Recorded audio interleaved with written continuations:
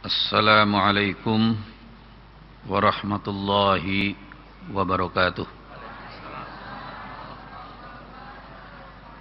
Alhamdulillahillazi hadana lihadza wa ma kunna linahtadiya laula an hadanallah. Ashhadu an la ilaha illallah wahdahu la syarika lah wa ashhadu anna Muhammadan abduhu wa rasuluh.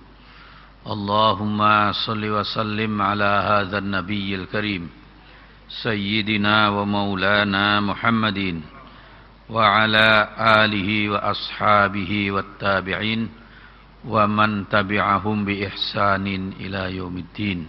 Amma ba'd. Bapak-bapak, ibu-ibu, para jamaah yang kami muliakan, sore hari ini dengan bersyukur kehadirat Allah atas rahmat dan taufiknya, alhamdulillah kita dapat hadir di Masjid Agung Sunda Kelapa.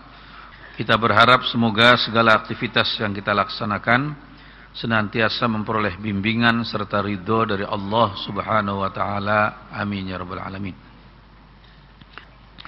Bapak Ibu sekalian, Ramadan ini adalah merupakan bulan yang sudah kita sadari sebagai bulan yang sangat agung dan mulia, yang kehadirannya senantiasa didambakan oleh setiap orang yang beriman.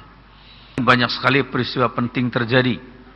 Ada perang Badar yang kaum muslimin memperoleh kemenangan yang luar biasa. Ada Fathu Mekah, terbukanya kota Mekah. Dalam bulan Ramadan diturunkan Al-Quran dan banyak peristiwa lain yang berkaitan dengan ibadah dan muamalah umat Islam. Karena itu Rasulullah Muhammad SAW menyampaikan tentang salah satu hal yang berkaitan dengan Ramadan. Beliau mengatakan as-shalawatul khamsu wal jumu'atu ilal jumu'ati wa ramadhanu ila ramadhana mukaffiratum ma bainahunna idzajtanabal kaba'ir. Salat 5 waktu, zuhur dengan asar, asar dengan maghrib, maghrib dengan isya, isya dengan subuh, subuh dengan zuhur lagi, itu menghapuskan dosa-dosa di antara waktu-waktu tersebut. Kalau seorang melaksanakan salat asar, maka dosa-dosa dari zuhur sampai asar dihapuskan. Demikian juga seterusnya. Kemudian wal jumu'atu ilal jumu'ati, satu Jumat dengan Jumat berikutnya juga demikian. Demikian juga wa ramadhanu ila ramadhana, dari satu Ramadan ke Ramadan berikutnya dihapuskan dosa-dosanya dengan syarat apa? Idzajtanabal kaba'ir, apabila orang tersebut meninggalkan dosa-dosa besar. Nah, kalau dosa besar perlu ada niat khusus untuk bertobat. Nah, yang dimaksud tadi dihapuskan dosa-dosanya adalah dosa-dosa kecil. Bapak dan Ibu sekalian, hadis ini diriwayatkan oleh Imam Bukhari, Imam Muslim, Imam Ahmad. Hadis sahih. Nah, jadi dari hal seperti inilah maka kita sangat menyadari Ramadan itu keagungannya luar biasa. Karena itu di dalam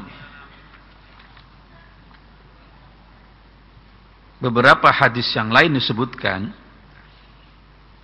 di antaranya juga hadis sahih yang diriwayatkan oleh Imam Bukhari nomornya 37 dan Imam Muslim nomor 1266, dikatakan man shoma ramadhana imanan wa ihtisaban ghufira lahu ma taqaddama min dzambih.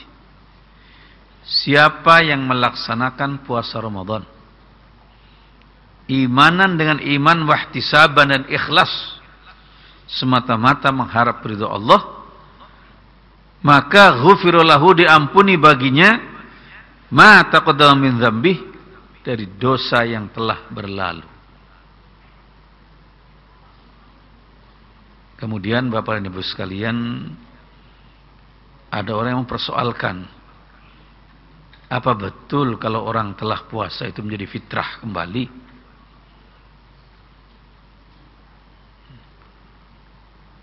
Kalau kita melihat hadis ini jelas, ghufira lahu ma taqaddama min dzambi, diampuni baginya apa yang telah lalu dari dosanya. Nah, kalau orang itu dosanya diampuni, dia bersih kembali. Kayaumi waladathu seperti hari di mana dia dilahirkan dari rahim ibunya, bersih. Nggak ada bayi yang lahir berdosa, nggak ada, bersih. Karena itu ketika saya memperoleh SMS dari salah satu murid saya di UI yang kemudian dia mengambil S3 di Inggris, mereka meminta informasi dari saya tentang kebiasaan kita di hari Lebaran mengucapkan kalimat minal aidin wal faizin. Itu diperdebatkan di sana. Lalu saya tegaskan, itu berupa doa. Apa asalnya? Allahumma ja'alna, ya Allah jadikanlah kami minal aidin, orang-orang yang kembali kepada fitrah kesucian tadi. Kenapa? Dalilnya hadis ini, sahih hadis. Wal faizin, dan orang-orang yang peroleh kemenangan dari apa? Dalam hal mengalahkan nafsu.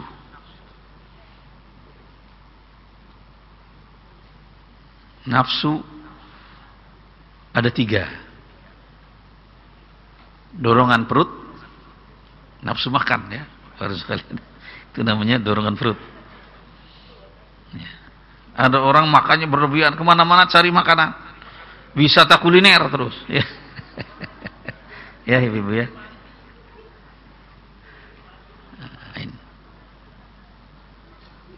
Nah, dalam puasa ini kita dilatih untuk tidak diperbudak oleh perut kita. Yang kedua ditegaskan dalam hadis Nabi adalah wa furujikum, libido seksual, nafsu seksual. Itu juga. Yang ketiga al-hawa, hawa nafsu. Nah, orang yang berpuasa itu dilatih oleh ajaran Islam untuk tidak menjadi budak dari 3 hal tadi. Dia kendalikan semua, bukan dihilangkan. Kalau dihilangkan repot Bapak. Kalau manusia nggak punya nafsu gimana? Repot. Dikendalikan. Ya.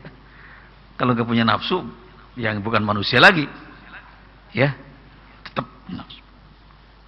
Nah, maka para jamaah sekalian, waktu kemudian saya jawab dengan saya lengkapi dengan hadis-hadisnya semua. Dan kemudian murid saya ini dia sampaikan kepada semua teman-temannya di sana, termasuk dari Timur Tengah dan lain sebagainya. Baru kemudian mereka tidak memberikan jawaban apa. Tadinya mereka memperdebatkan apa betul bersih. Nah itu. Hadisnya jelas kok. Siapa yang mau menolak hadis sahih?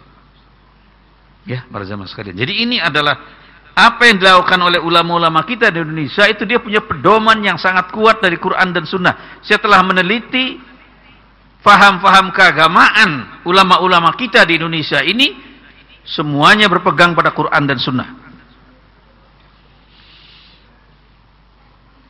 Jadi jangan ada kelompok yang merasa hanya dia yang pegang Quran dan Sunnah. Semua umat Islam pedomannya Al-Quran dan As-Sunnah. Soal perbedaan penafsiran, Bapak nggak bisa dihalangi, ya, mesti ada sedikit, tapi ya.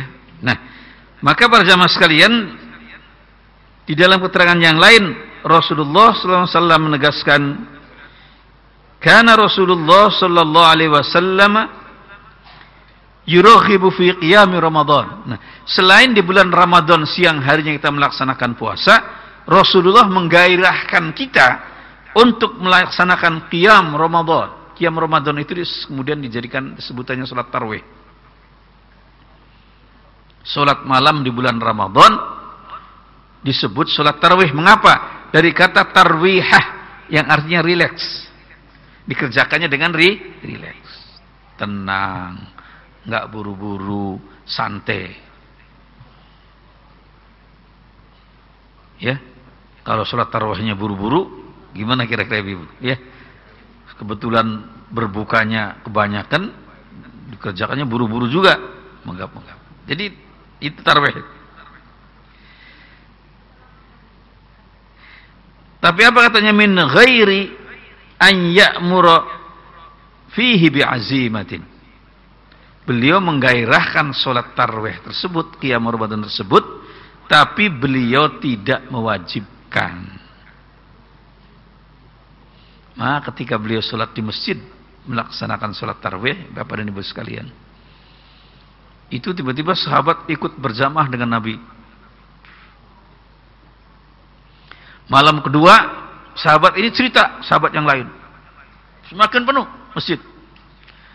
Malam ketiga, masjid nggak bisa nampung jamaah. Malam keempat, Nabi nggak keluar di waktu sholat tarawih. Setelah sholat subuh, beliau salam, beliau katakan, saya tahu kalian kemarin sore menungguku. Saya tidak halangan untuk keluar, untuk sholat. Tapi saya khawatir kalau nanti kamu sekalian menganggap ini sebagai kewajiban. Maka sengaja beliau nggak keluar, untuk memberitahukan sahabatnya bahwa itu tidak wajib.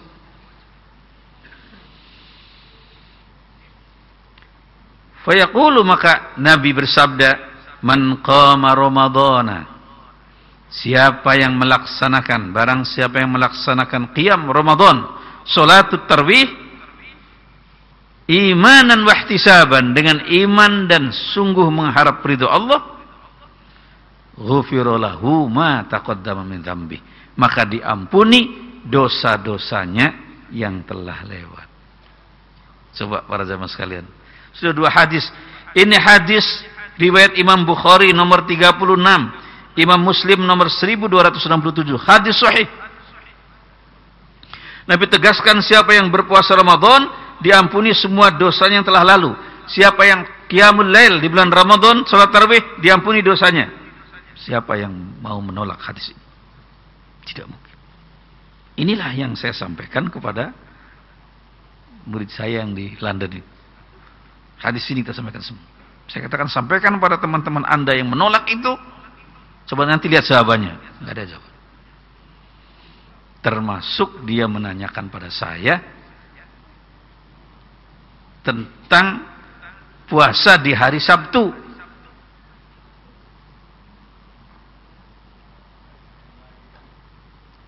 Saya katakan nggak ada larangan. Larangan puasa itu hanya 5 hari.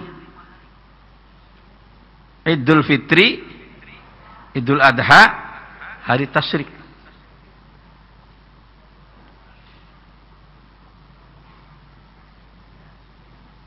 Itu ribut mereka. Lalu saya kasih contoh satu lagi. Puasa Nabi Daud itu sudah disepakati, ditegaskan oleh hadis sahih oleh Nabi, boleh dilakukan. Nah, kalau orang mengikuti puasa Nabi Daud, pasti dia pernah melaksanakan puasa hari Sabtu berdiri sendiri. Iya kan? Jumat nggak puasa, Sabtunya puasa, Minggunya nggak lagi, Seninnya puasa. Mesti. Jadi itu kalimat-kalimat yang melarang itu jelas bertentangan dengan nas sahih.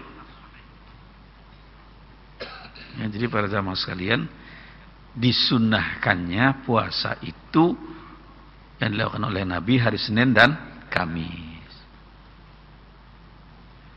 Mau nambah, ditambah 3 hari setiap bulan, namanya ayyamul bid, hari-hari putih. Bukan puasa putih itu kemudian nggak makan lauk, bukan.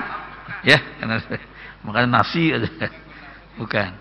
Hari putih tanggal 13, 14, 15. Nah, Bapak dan Ibu sekalian, kalau kita melaksanakan puasa Senin dan Kamis, ditambah 6 hari di bulan Syawal, ditambah tanggal 8 dan 9 di bulan Dzulhijjah, ditambah Tasu'a dan Asyura, ditambah memperbanyak puasa di bulan Sya'ban, memperbanyak di bulan Ramadan, memperbanyak di bulan Sya'ban dan Rajab ya, Sya'ban, kemudian Ramadan sebulan penuh, maka jumlah puasa kita lebih dari puasanya Nabi Daud. Boleh dihitung. Ramadan 30, ya kan? Tambah Syawal 36. Senin dan Kamis 104 hari berarti. 104 ya.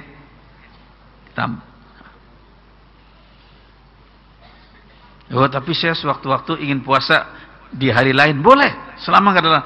Yang tidak boleh itu hari Jumat berdiri sendiri, itu ada hadisnya. Puasa hari Jumat berdiri sendiri. Disambung dengan Kamis boleh. Disambung dengan Sabtu boleh. Tapi kalau berdiri sendiri nggak boleh. Itu yang lain. Nah, jadi inilah pegangan yang kita sampaikan, bahwa orang yang melaksanakan puasa dengan baik, tarawih dengan baik, diampuni dosa-dosanya yang telah lalu.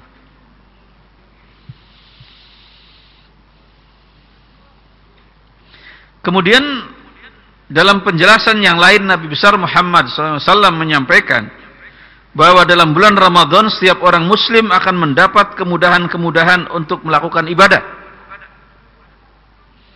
Dalam bulan itu manusia beriman digembirakan dengan balasan yang sangat sempurna di akhirat.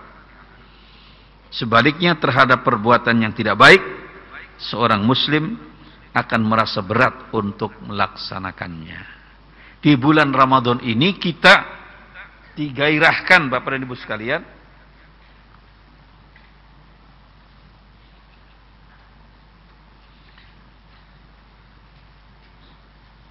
untuk melakukan amal yang soleh.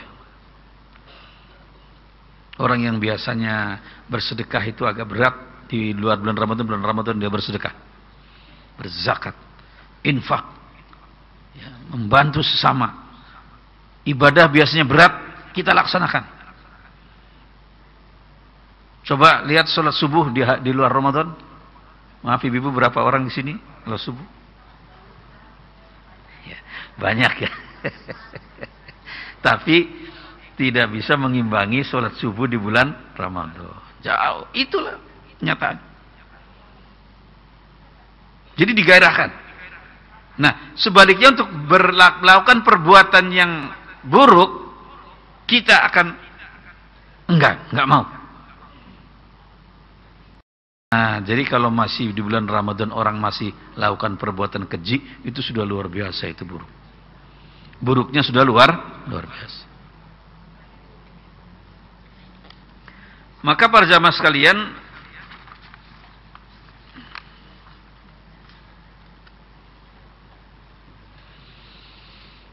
Rasulullah Muhammad SAW mengarahkan kita untuk bergembira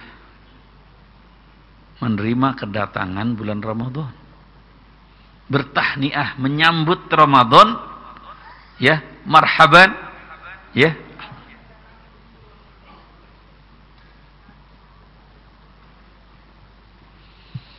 An Abi Hurairah, dari Ibu Abi Hurairah, qala,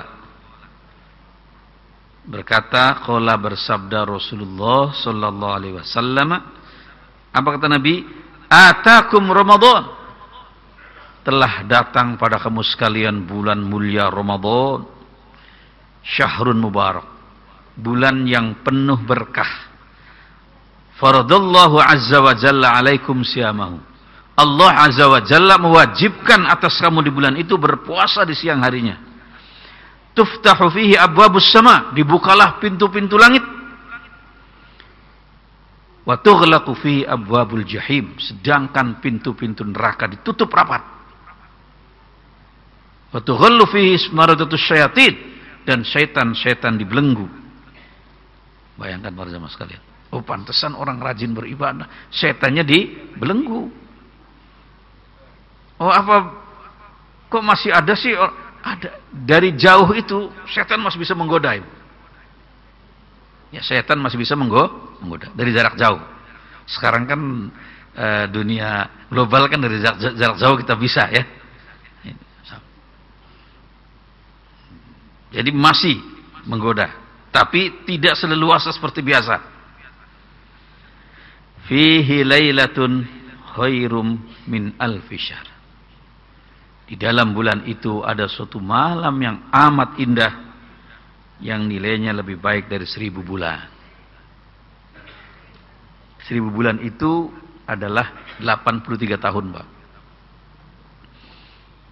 Ya, jarang. Umurnya 83 jarang. Ada tapi jarang.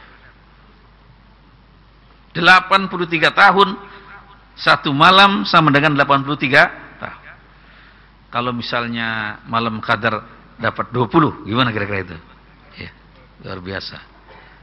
Inilah para jamaah sekalian, Rasulullah menggembirakan kita. Maka man khurima khairaha faqad khurima. Kata Nabi, maka barang siapa yang tidak memperoleh kebajikan di malam itu, maka mereka tidak memperoleh kebajikan apapun. Sangat rugi para jamaah sekalian. Ya. Hadis sahih riwayat Imam An-Nasa'i nomor 2079, Imam Ahmad 8631 dengan redaksi hadis Imam An-Nasa'i. Ini ketentuan-ketentuan dari Rasulullah Muhammad SAW. Selama bulan Ramadan sebagai bulan yang suci dan mulia, seorang muslim senantiasa meningkatkan amal dan ibadahnya dengan penuh sukacita, dan para malaikat berseru setiap malam, setiap saat. Kata malaikat, ya baghiyal khair halumma, wa ya baghiyasy syarri aqsir. Wahai orang-orang yang menghendaki kebajikan, bergembiralah kalian, dan wahai orang-orang yang menghendaki keburukan, tahanlah dirimu. Ini malaikat, diingatkan kita oleh malaikat.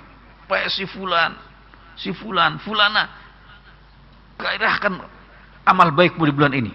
Tahanlah dirimu dari perbuatan tercela. Terus menerus diucapkan para malaikat. Diriwayatkan oleh Imam, hadis sahih oleh Imam An-Nasa'i 2080, Imam Ahmad 18.042. Dia diriwayatkan juga oleh Imam An-Nasa'i. Karena itu, Bapak dan Ibu sekalian, di bulan Ramadan ini umat Nabi Muhammad, kita semua memperoleh keutamaan-keutamaan yang luar biasa yang tidak pernah diperoleh oleh umat-umat lain. Khusus, spesial, ya. Disebut VIP untuk umat Nabi Muhammad.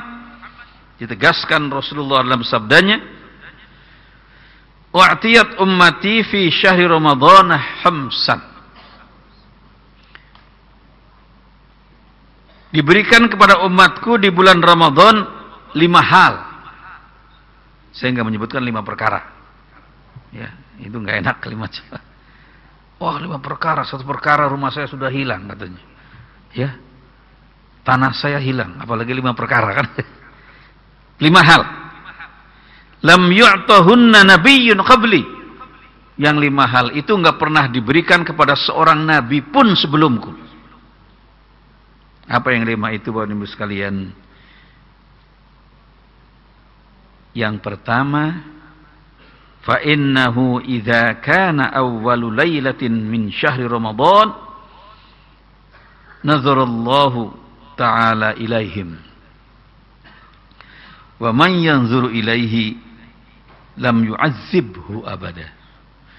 Begitu malam pertama bulan Ramadan, Allah memandang semua umat Nabi Muhammad. Dilihat oleh Allah dengan pandangan kasih sayangnya, pandangan rahmatnya pada kita. Dan siapa yang Allah memandang seseorang pada awal Ramadan, Allah tidak akan mengazab orang itu abadan untuk selama-lamanya. Masya Allah para jamaah sekalian. Tetapi Bapak dan Ibu sekalian, kita harus connect, harus nyambung, Pak.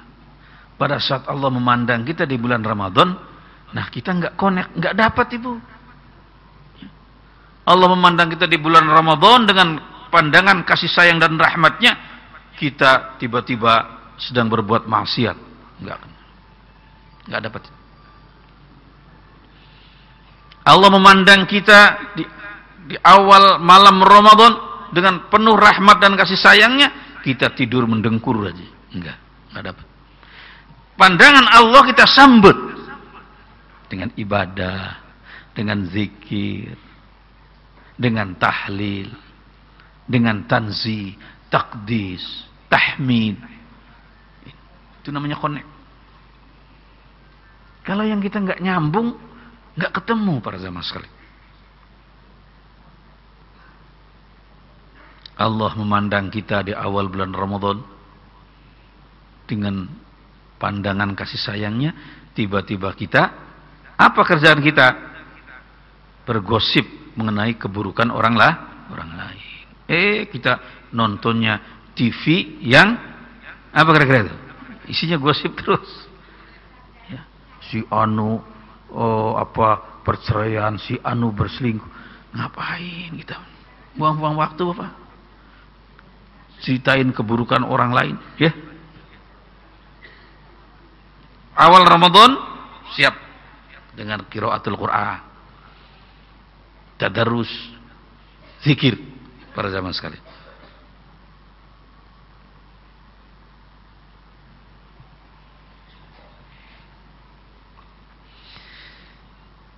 Bayangkan Bapak dan Ibu ditegaskan, lam yu'adzibhu abada. Allah tidak akan lagi menyiksa orang itu untuk selama-lamanya. Wa amma tsaniyah, adapun yang kedua, fa inna khulufa afwahihim hina yumsuna atyabu 'indallahi min rihil misk. Demikian mulianya seorang yang berpuasa, dihargai oleh Allah Subhanahu wa taala sehingga aroma mulutnya dinyatakan lebih harum dari bau misk atau kasturi. Minyak kasturi itu Bapak dan Ibu sekalian, zaman dulu diambil dari bulunya musang di lehernya, itu wangi soalnya. Zaman dulu, tapi sekarang diambil dari kayu gahru, kayu cendana, disuling lalu menjadi minyak. Wanginya luar biasa. Ini adalah kasih sayang dan karunia Allah yang diberikan kepada kita, para jamaah. Ya, bau mulutnya, ya, aromanya lebih wangi dari kasturi. Wa amma tsalisah, adapun yang ketiga, fa innal malaikata tastaghfiru lahum fi kulli yaumin wa lailah. Yang ketiga, para malaikat terus mohon ampunan untuk kita setiap malam.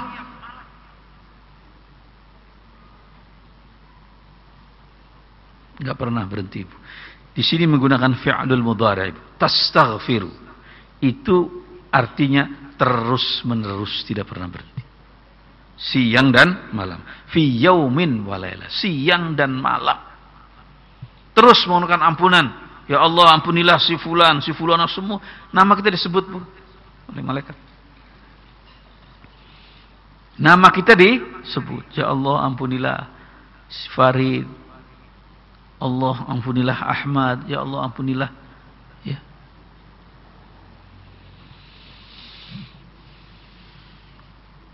Satu keagungan yang luar biasa.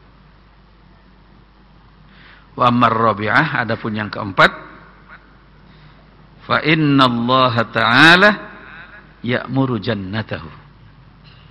Allah Ta'ala memerintahkan surganya atau pelayannya, pelayan surga.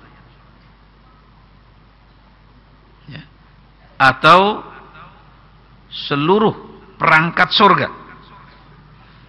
Fa yaqulu laha, maka Allah berfirman kepada para pelayan-pelayan surga itu, ista'iddi, kata Tuhan, bersiap-siaplah kamu, wa tazayyani, dan berhiaslah kamu sebagus-bagusnya, seindah-indahnya. Untuk siapa? Li'ibadi, untuk hamba-hambaku. Awsyaku,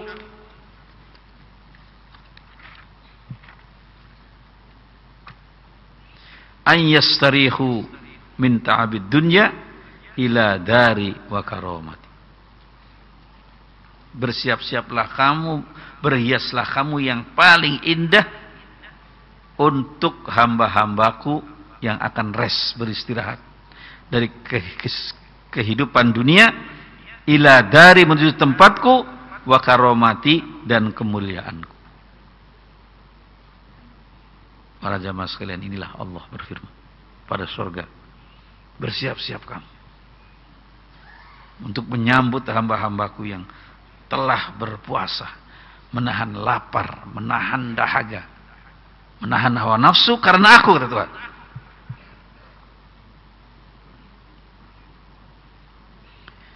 Wa ammal khamisah, adapun yang kelima, fa innahu idza kana akhiru lailatin.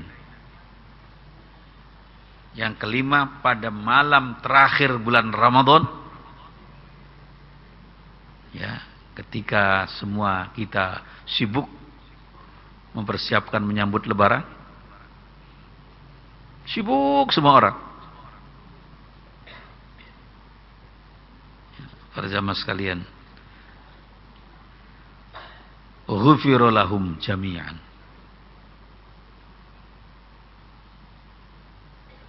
Allah mengampuni semua dosa umat Nabi Muhammad, tentunya yang berpuasa dengan baik. Jami'an, semuanya, nggak ada yang tersisa, diampuni semuanya, siapapun dia. Waktu Nabi menjelaskan ini, para jamaah sekalian, bapak dan ibu-ibu, tiba-tiba ada seorang sahabat yang kelihatannya agak tegang. Dia agak kaget. Kok semulia itu umat Nabi Muhammad? Betapa luar biasanya. Maka sahabat itu tiba-tiba bertanya, mendekat pada Nabi. Ketika dekat sekali dia katakan, ya Rasulullah, ahya lailatul qadar. Rasul, apakah itu malam yang indah itu, yang tadi diampuni semua itu adalah malam qadar? Faqala, la, bukan. Bukan, kata Nabi, bukan malam qadar. Kata Nabi, alam taro ilal ummali. Tidakkah kamu memperhatikan itu para pegawai, para pekerja, ya'maluna, yang mereka telah bekerja, fa idza farahu min amalihim, apabila mereka telah selesai dari pekerjaannya, wufu ujurahum, kemudian dibalas upahnya. Nabi kasih contoh, tuh kamu lihat pegawai-pegawai, begitu dia selesai bekerja, upahnya dibayar. Inilah Ramadan.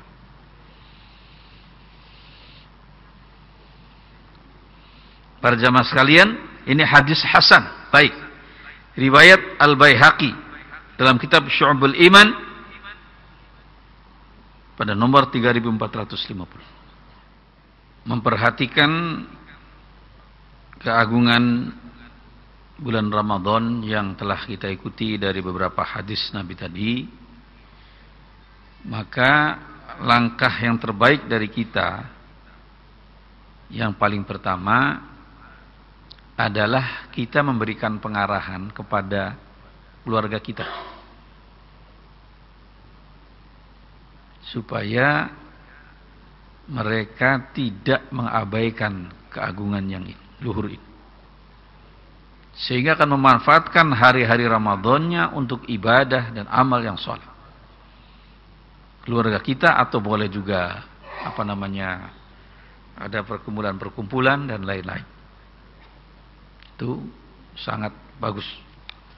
Ya, paling enggak adalah keluarga kita sendiri. Sebab kalau kita menyia-nyiakan peluang yang demikian luhur ini, kita akan rugi dengan sendirinya. Kemudian Bapak-bapak dan ibu-ibu sekalian, salah satu keistimewaan lain dari bulan Ramadan adalah ditegaskan dalam sebuah hadis sahih riwayat Imam Bukhari nomor 1771, ditegaskan bahwa ibadah siam itu untuk Allah.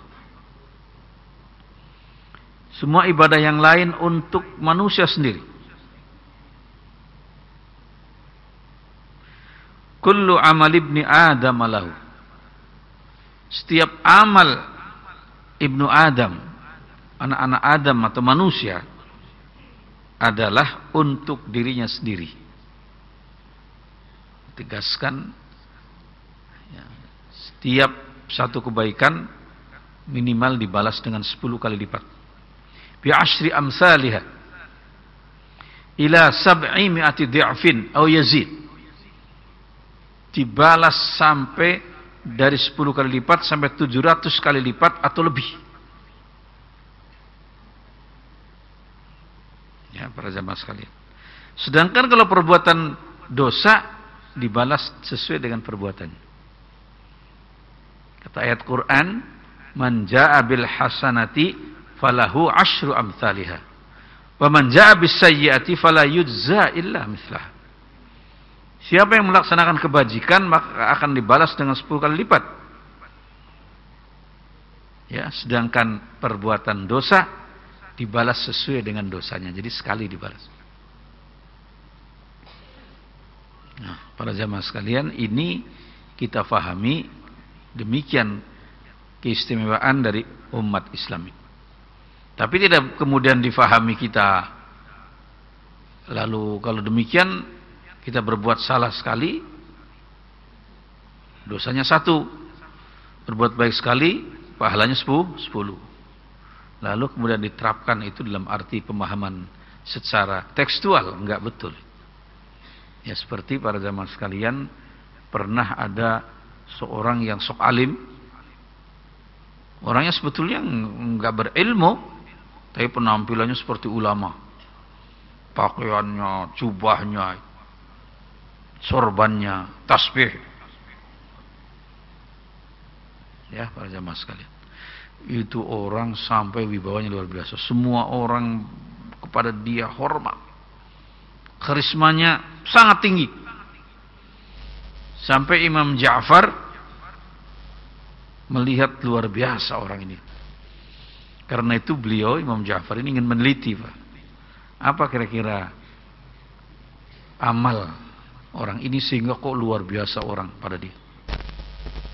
Maka diteliti, Ibu, Bapak, diteliti. Setiap saat dia diikuti itu oleh Imam Ja'far. Ternyata dalam satu penelitian, ketika ulama itu sudah lepas dari komunitasnya, masyarakatnya, ternyata gaya jalannya aja sudah lain. Yang tadinya nunduk sudah mulai, matanya sudah beda. Tiba-tiba waktu dia melewati sebuah toko besar, dia lihat nggak ada penjaganya. Ini orang masuk ke situ, ngambil roti besar, masukkan di jubahnya, kan jubahnya. Imam Ja'far mulai aneh melihat, ini orang kok masa sih mencuri roti? Dia ikuti aja, Pak, diikuti terus. Ternyata ini orang balik lagi ke komunitasnya, ya, kaum miskin kota. Karena sekarang banyak miskin kota, kan banyak itu. Yang miskin kota itu mau pulang kampung lagi nggak berani, malu ya, di kota juga miskin. Dia masuk ke miskin kota, kemudian rotinya dia keluarkan, Pak, panjang kan, potong, bagi-bagi semua orang miskin. Habis, dia sendiri nggak makan. Kemudian Imam Ja'far menegur dia, "Bung, kok kenapa kamu mencuri roti?" Dia agak kaget. Hah, ada yang tahu rupanya. Dia jawab apa? "Oh, Bung, kamu ngerti nggak itu ayat Quran?" katanya. Yang dibaca ayat tadi. "Man ja'a bil hasanati falahu asyru amsalihha. Wa man ja'a bis sayyi'ati fala yujza illa mithlaha." Kamu tahu kan ayat itu katanya? Jadi kalau saya mencuri, itu dosa saya 1. Sekarang saya sedekah, pahala saya 10. Jadi saya masih untung 9 katanya. Ya, apa ya? Kata Imam Ja'far, ya, kata Imam Ja'far, kamu ini biarpun sorbannya panjang, jubahnya besar, kamu ini nggak ngerti agama. Dalam Islam tidak ada jalan baik ditempuh mulai jalan yang buruk, nggak ada. Ya, para jamaah sekalian. Nah inilah bapak-bapak, karena orang itu tidak memahami. Nah, bapak-bapak, dalam kenyataan sekarang inilah kita harus sangat hati-hati. Ya, ibu-ibu jangan terlalu menyanjung tokoh-tokoh yang berlebihan sampai kultus, jangan, bahaya, nanti nyesel. Nah, ya ibu, beberapa kali saya di pengajian ibu-ibu ngamuk-ngamuk, ya Pak Zaki kok begini, lah saya bilang, siapa suruh kamu berlebihan sama tokoh itu? Ya, tokoh itu selama masih hidup bapak bisa berubah, maka jangan suka menjunjung berlebihan, jangan salah, nanti nyesel. Sudah banyak kan tokoh-tokoh yang kita ternyata kagumi tiba-tiba. Kecuali kalau sudah wafat, nah itu nggak ada perubahan lagi itu ibu. Ya. Orang sudah wafat kita hormati dia, ulama. Kalau belum meninggal itu bisa berubah sehari dua, maka boleh kita hormati, jangan berlebihan. Itu aja. Nggak boleh mengkultuskan berlebihan. Ya, para jemaah sekalian. Nah inilah hal-hal yang mesti kita perhatikan. Karena itu bapak dan ibu-ibu sekalian, ya kita harus terus meningkatkan kualitas keagamaan kita, bukan secara formalistik, tapi betul-betul menghayati secara mendalam. Kemudian bapak dan ibu-ibu yang berikutnya, ya saya ingin sampaikan, dalam meningkatkan kualitas puasa kita nanti, programkan kepada kita bapak dan ibu-ibu dalam bulan Ramadan ini membaca buku. Baca buku. 1 buku sampai khatam kira-kira. Ya. Jadi pengetahuan kita tambahin. Selain baca Quran itu, baca buku. Buku apa saja yang baik-baik. Ya, sekarang banyak buku bagus-bagus. Programkan baca 1 buku aja. Dari awal sampai akhir. Itu pengetahuan kita akan menambah. Selama ini kita baca buku kan kalau perlu bab apa kita baca. Enggak, baca semua. Yang berikutnya para jamaah sekalian, kita harus memperbanyak mendalami Al-Quran. Ya, bapak dan ibu, memperbanyak mendalami Al-Quran. Ya, para jamaah sekalian. Ya, sehingga dengan mendalami Al-Quran, bapak dan ibu-ibu, kita akan menjadi orang yang sangat penyantun dan tidak akan menzalimi atau meras orang lain, nggak akan. Nggak akan, insya Allah. Ya, nggak akan memeras orang lain. Meskipun di mana-mana orang saling memeras, kita enggak. Kita hindari. Ya, dan para jamaah sekalian, yang saya ketahui dari pergaulan saya selama puluhan tahun saya hidup. Ya, sudah hidup lebih dari setengah abad. Para jamaah sekalian, orang-orang yang banyak menolong sesamanya itu rizkinya lahir batin luar biasa. Sebaliknya orang-orang yang sangat sulit membantu sesama, sulit juga hidupnya. Ya, Pak Zaman. Jadi itulah yang mesti kita sampaikan. Karena itu bapak dan ibu-ibu, kita harus menghindari ya menzalimi orang lain. Kadang-kadang kita nggak terasa Pak, tapi orang lain itu sakit. Ya, para jamaah sekalian. Kadang-kadang kalimatnya benar ibu-ibu, Tidak semua kalimat yang benar itu tepat, Bapak. Harus memilih kalimat yang tepat, bukan cuma benar. Saya ambil contoh, Bapak dan Ibu sekalian, saya diberitahu Pak Zaki itu ayahnya teman Bapak meninggal. Saya jawab, Pak, meninggal ya dikubur. Itu omongan benar nggak kira-kira?